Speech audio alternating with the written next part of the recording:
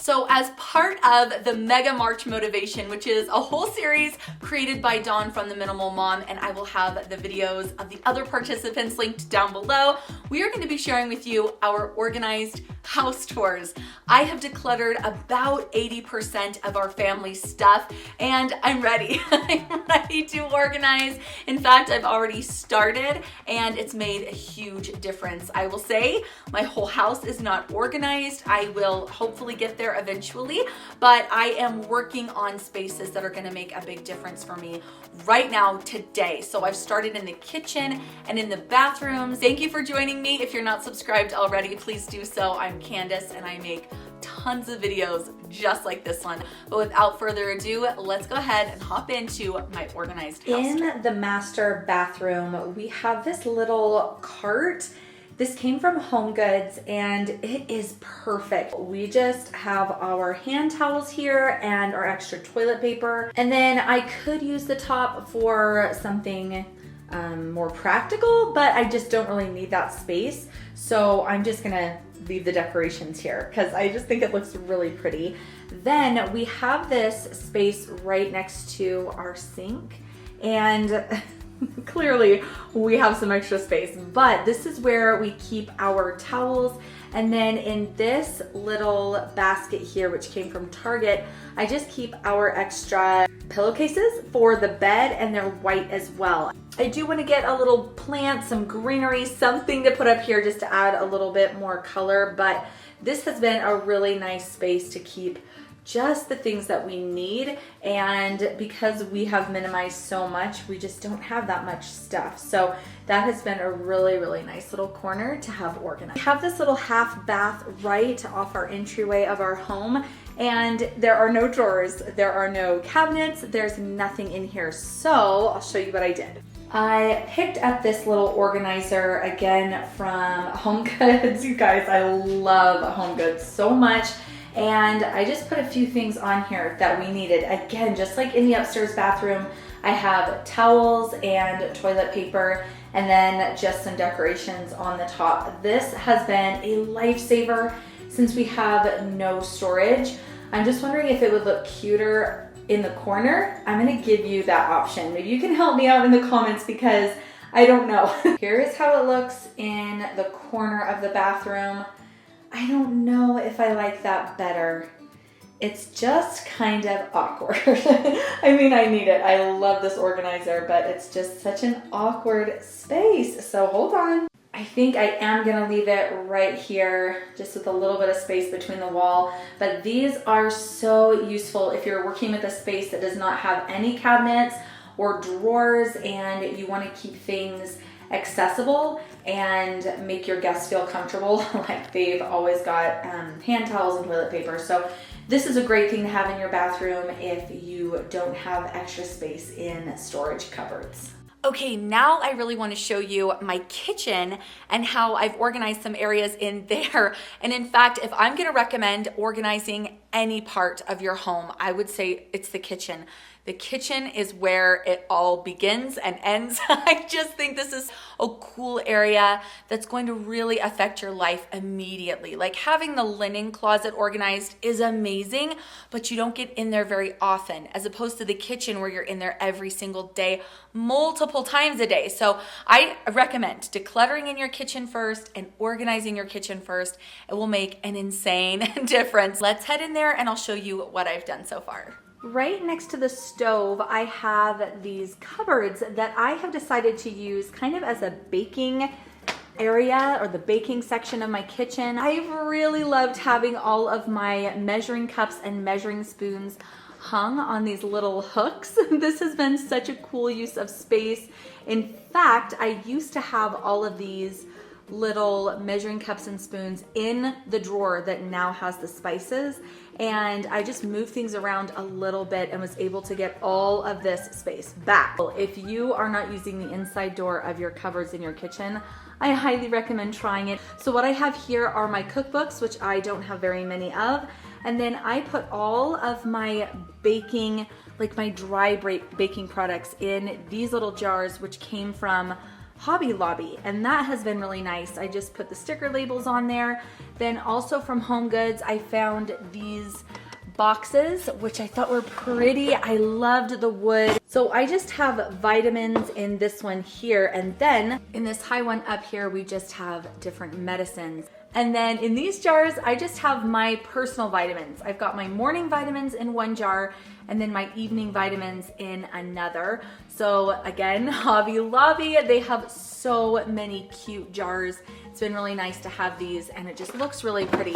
Some people are confused as to why you would organize a space that isn't going to be seen, where you have to like open the cupboard. Like, why would you organize it inside? I've literally had so many people ask me this, and for me, it just helps everything function better. I'm able to work so much more efficiently in the kitchen. I'm not rummaging around. Things are clearly laid out. I just save so much time when things are organized.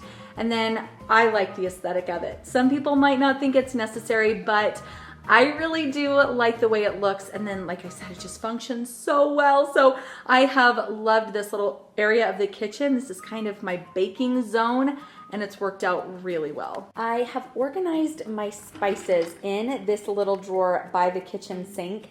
And I've actually tried a couple different ways of organizing these, and this one is my favorite. I got these jars on Amazon. They all came with these labels, which makes it really easy. There was another set of labels too if you wanted to put them on the top as well.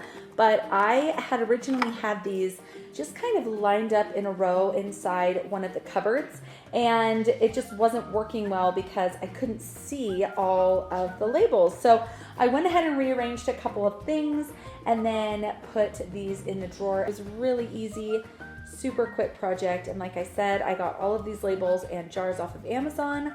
I will have them linked down below for you. Here is my pantry, and this pantry is not super big. I'm really, really grateful to have it.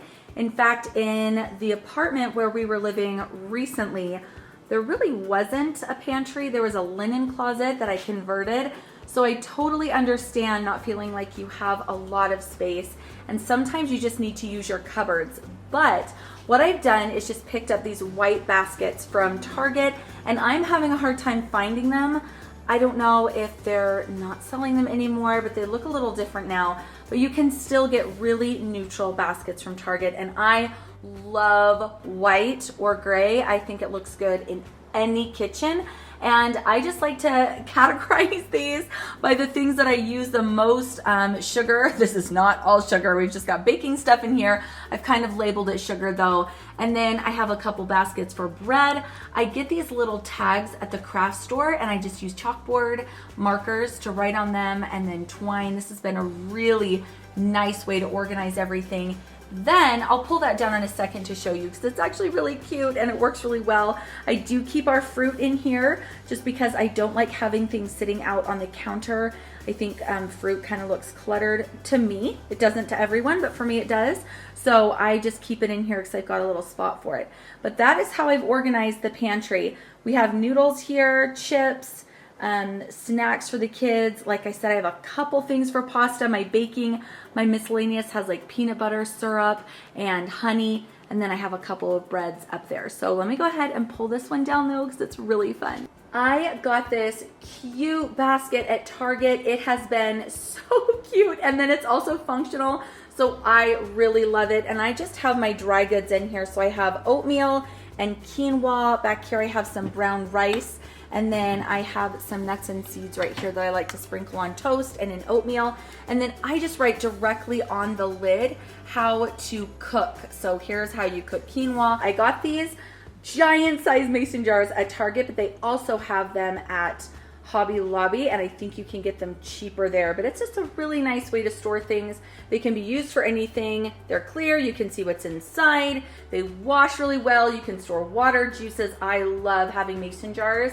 And then I do, since I don't have tons of space in my pantry, I do store my flour and some granulated sugar here on the counter. So if you are short on space, I do recommend getting some pretty containers that match your kitchen and just storing them on the counter. But I try to keep my counters pretty clear for the most part. For as long as I can remember, I've had a little activity or preschool section in my kitchen. It has just worked so well for me because my kids love to work in the kitchen, at the kitchen table, if they're painting or drawing, coloring, anything like that, stickers, cutting, cut and paste, any of those things. They love to work in the kitchen. So I realized that it worked really well for me to have a little cupboard in the kitchen where I keep all of their little educational things, activities. So I have a toddler and then 2 older boys, a 7-year-old and a 10-year-old. So everybody has their own bucket, and I do switch the things out about every month for the older boys. And then for my toddler, I switch things out every week or maybe even a couple times a week, just because she really uses her bucket all the time. We are doing constant activities. And then I just have some Play-Doh supplies here and some of her wooden Montessori toys, another little Montessori toy here. I am not totally Montessori, but I do have a few things that we have loved. So this is just such a fun idea if you have younger kids in the house, is to have a spot in your kitchen. And if you've decluttered a little bit, then you might not need the space for pots and pans like me. I just have decluttered so much that I don't actually need the space for kitchen things.